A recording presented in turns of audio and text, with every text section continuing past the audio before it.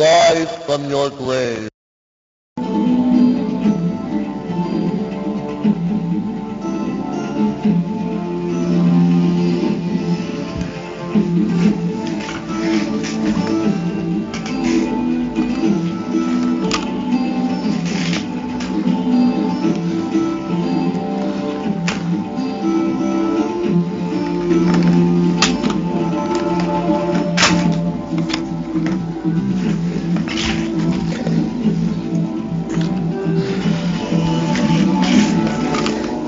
I say with no small amount of irony at all, if that's the right phrase, that it's a small feat that this is running at all. So, welcome to the first ever episode of Rise from Your Grave. I had to say it in the voice then. Rise anyway.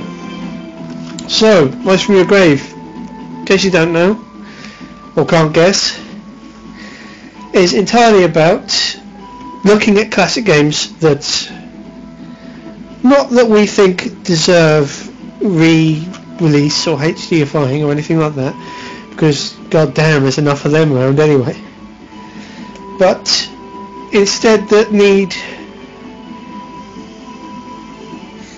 presenting to people, being shown to the world, because, you know, not a lot of people bought the Sega Saturn, for example, and not a lot of people who bought Sega Saturn bought Panzer Dragoon Zwei. And the Panzer Dragoon series is undoubtedly one of the most forward-thinking and influential shooter series that have ever been crafted. So, you know, it's an astounding, I mean, it looks a bit comical now, but astounding piece of work in general. So it's been a long time since I've played this, and it is one of my most treasured games. Like this, Nights into Dreams.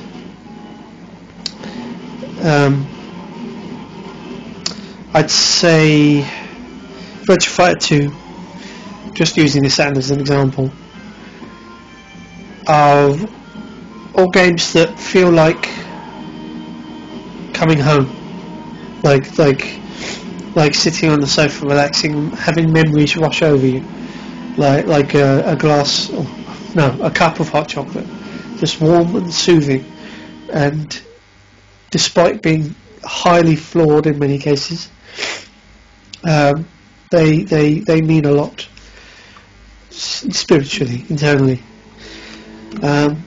I did think that Team Andromeda at the time were doing things that were, again, essentially miracle work with the Saturn hardware, managing to put out games that looked as good as these do. And like I said, I repeat that they probably look a bit laughable now, because you're used to so much better now.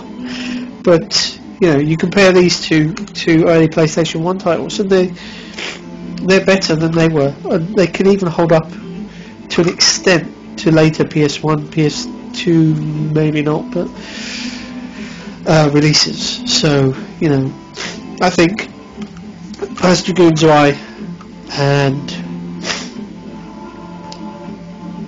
Panzer Dragoon Saga, or RPG, could easily stand up against something like Final Fantasy 7 or 8.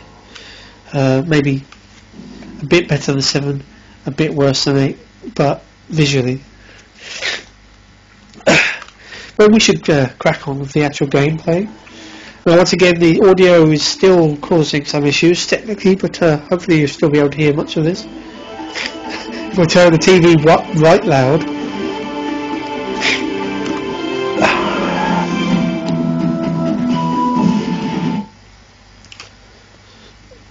hopefully if I turn the TV up loud, you won't hear that I've got a cold, and you also won't hear the washing machine in the background, because yes, I'm that professional.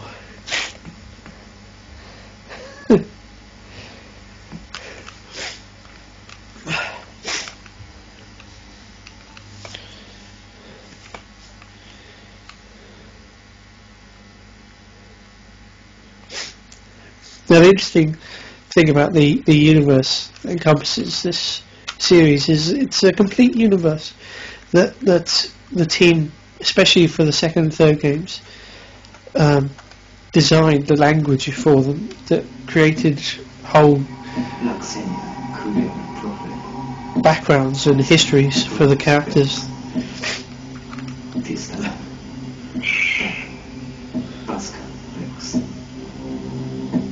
Now this title was originally intended to be a prequel to the very first Panzer Dragoon, so can be a bit confusing going through it, but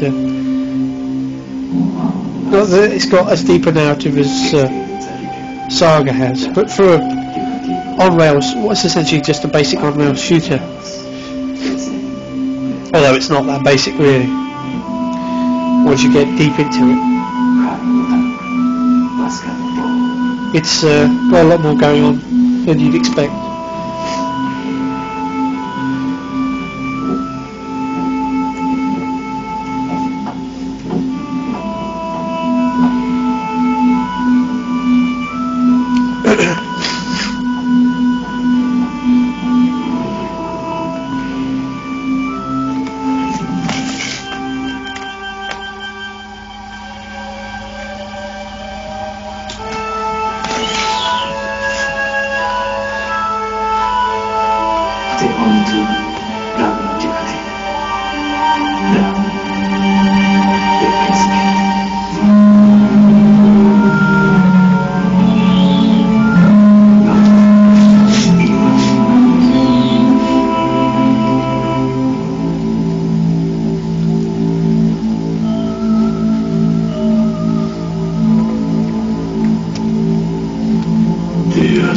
Oh, ominous.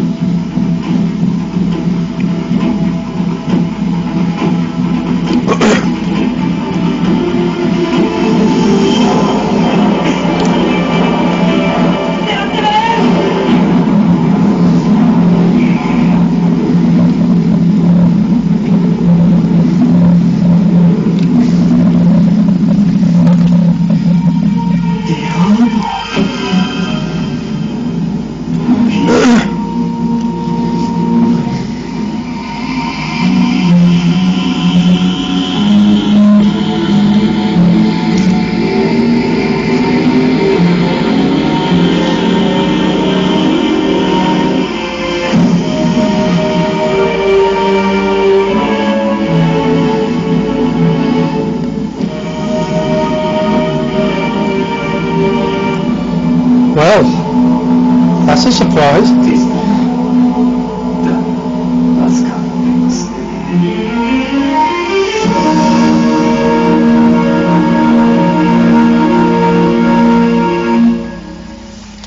Right, let's get into this. Well, there's a lot more going on with this game as well on a production level. Like the sequel Saga, get ready to watch me do badly. Really, really badly.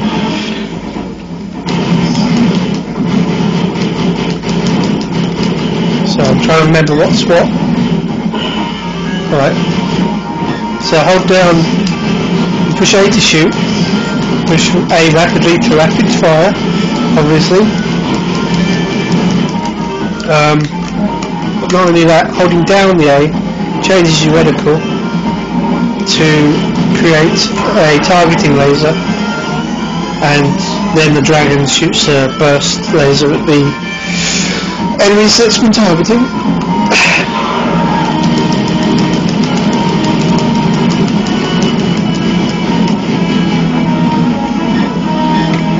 Like such. It's a bit slow moving because obviously I only have the D-pad to work with here. There's a lot of background interaction as well.